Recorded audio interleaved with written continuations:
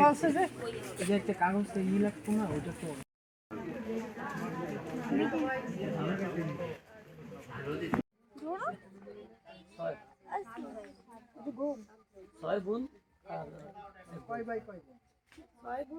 পরীক্ষা দিয়ে আসতেছি, আমার এলাও পরীক্ষা চলতেছে এসএসসি।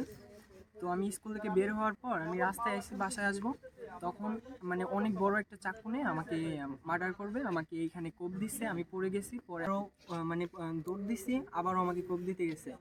পরে আমি ওইখানে লোকজন আমাকে ঠেকাইছে, ওকে ঠেকাইছে।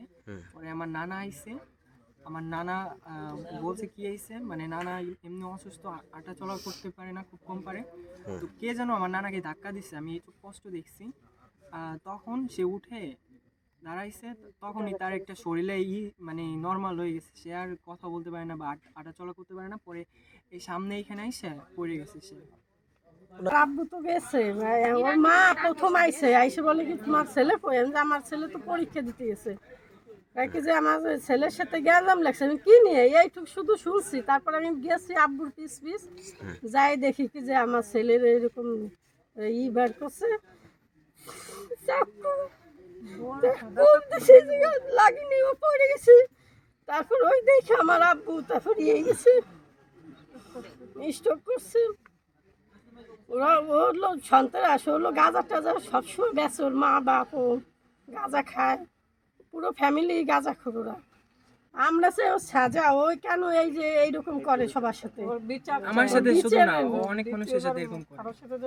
এরকম না করে সেইটা আমি ওর জন্য আজকে আমার আব্বু মারা গেছে।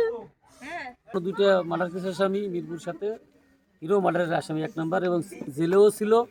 সেখান থেকে জামিনী বাড়ি এসে এখন ওই অন্য অন্য ব্যবসা শাদী করে আর এসব অকস করে বেড়ায়।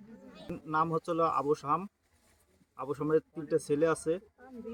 তানভীর, এই ছোট ছেলেটা, এই তানভীরই হলো মেনলি গাঁজা বাবা লেনদেন করে। চাচ্ছি এটা সুস্থ বিচার হোক এবং এর পরবর্তীতে যাতে না হয় সেইভাবে আমরা আপনাদের কাছে বিচারটা চাই। আর দুইজন আছে, ওই যে পরের দুইজন। আর আমাদের